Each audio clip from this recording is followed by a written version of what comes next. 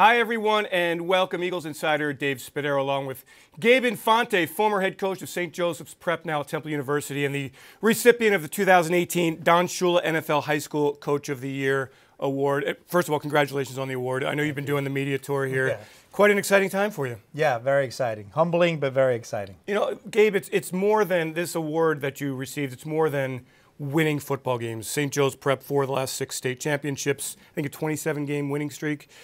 It's about the love of the game. It's about teaching kids the right way. It's about being committed to safety, to the game.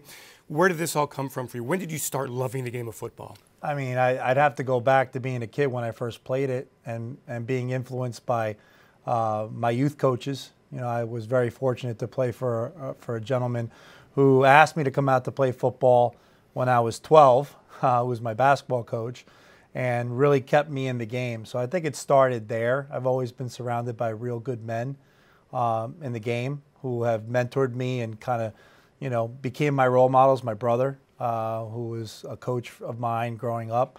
So, you know, you grow up wanting to be your heroes and your role models, and I think it started there for me. Why do you think football is so beneficial for young men? I've talked about this a lot of times. Games were created to entertain young people and to teach the values of a culture or a society. And for me, being a high school coach for over 20 years, you know, one of the biggest issues is, you know, you get kids, you get young men who are boys, and they're in a very critical time of their life where they're transitioning to adulthood, and you're trying to accelerate that growth, right? Because a lot of the decisions that they make during high school can impact their future. And so you're trying to accelerate that. And football does that. You know, the values that you need to have to be successful as a football player are very similar to the values and the characteristics that it takes to be successul at anything. So it teaches teamwork, humility, hard work ethic. Sure, sacrifice. Right.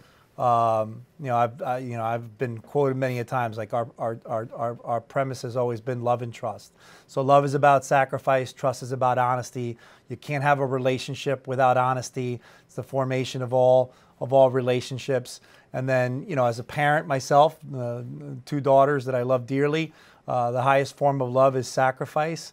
And the game of football is about sacrifice. We sacrifice our time, our bodies, you know, everything for one another. So you learn how to sacrifice, you learn how to trust, and those are 2 really critical aspects of being an adult. Since the award was given to you at the Pro Bowl, then you went to the Super Bowl. Yes. Saw a great defensive game, which I know is near and dear to your heart. Yes. Which you're the only one, by the way, I think, in America who love the game.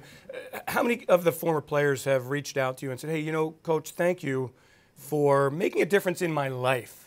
Well, I'm fortunate to say that the best part about coaching are the relationships you form. Sure. And, you know, I'm grateful to say that those guys are always reaching out to me, whether it's a holiday or a birthday. So, but it was interesting to see, honestly, the impact the NFL and the Eagles have, you know, in reaching so many people, because so many people through social media that I haven't spoken to in years. I think my 7th grade gym teacher reached out to me.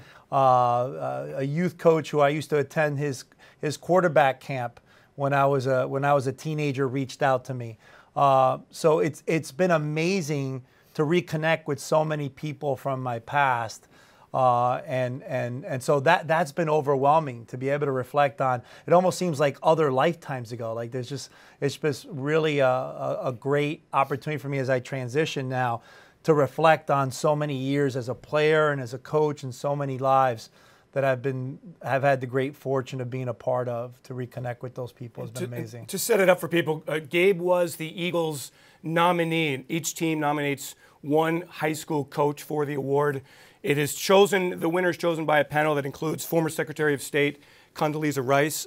You've been nominated previously. Did you go in with any expectations, Gabe? No, I think they were calling me the Susan Lucci of the award because I have been nominated 2 other times. And, you know, so, no, I went in with no expectations. I mean, honestly, and I've said this publicly, I mean, Dan Levy was very instrumental. The Eagles were very instrumental in encouraging me to go forward with it.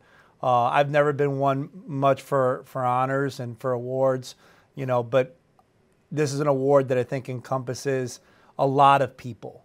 You know, it just happens to have my name on it. But really, the reality is I could not have accomplished this without the work of so many great people, so many great coaches, administrators, players, parents, you know. So, you know, it's not really my award. It's everybody's award to recognize a lot of excellence in a lot of different people. Gabe, what makes a great coach?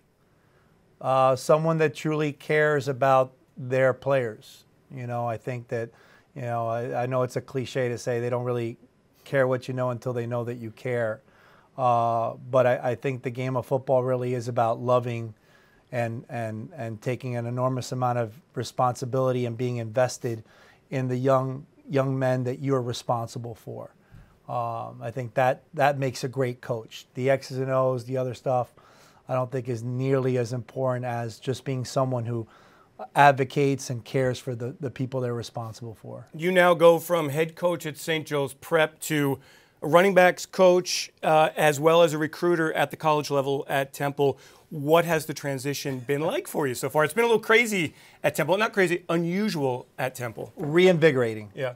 You know, after 22 years of, you know, feeling comfortable and getting into a routine as a high school coach, you know, to all of a sudden have to learn a new system, you know, learn recruiting.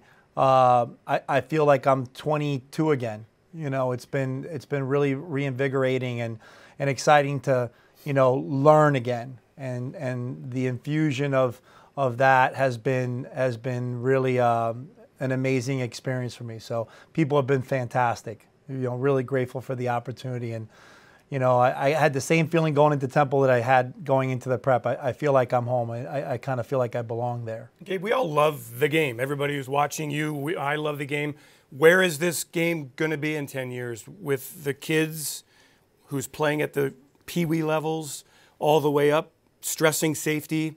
Where do you think the game will be in 10 years? I think the game is going to be fine. You know, I think the initiative that the NFL has taken, that USA Football has taken, in the time that in the last 7 to 10 years, the focus on safety, the focus on coach development, the resources available, it's still a very, it's a game that really captures the imagination and the heart of people. And, you know, I don't see that diminishing in any way. It's a transitionary period for us as a game.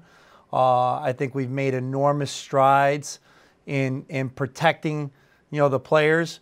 But it's always been about protecting the players, right? I don't know any coach that players didn't respond to who didn't take an enormous pride in educating themselves and in protecting their players. That's always going to be there. I still think it's the greatest game a young person can play. And I was a multi-sport athlete, so I've played everything. I see the value in playing multiple sports. I'm not advocating, you know, I'd like to see us go back in youth sports to having kids play multiple sports and creating more access for kids to play more sports. You know, I'm, you know, as a father of a daughter who plays field hockey, you know, it's hard to see how, you know, that pay-for-play model has kind of seeped into youth sports. So I'd like to see us to get back to giving kids more opportunity to play sports. But football is going to be stronger than ever. Gabe, last one. The Eagles win Super Bowl 52. I wonder the impact it had, what you saw at school, what you experienced at home, in your neighborhood. What kind of impact did the Eagles winning it all have in your life and what you saw? Well, remember, I came here in 2010. I wasn't born in this area. I didn't grow up in this area. But obviously, after spending these many years in the area, now it's home to me. So I know how proud Philadelphians are of their sports teams, right? Like, that's really a big part of the culture here. It's part of our identity. I know how tough the people are in the area. Obviously, I've grown to love the people here, and my dearest friends, which I consider family, are here. So to watch them experience such a landmark and historic moment, you know, was very rewarding. You know, I was very happy for people, our coaching staff and our players, to see how much pride and joy, you know, they took in that moment. You know, honestly, it made me a fan. You know, it really made me proud and happy for the people in the area to have experienced something like that in their lifetime. Gabe, thanks so much. Yeah, thank you. Congratulations, Gabe Infante, the 2018 Don Shula NFL High School Coach of the Year.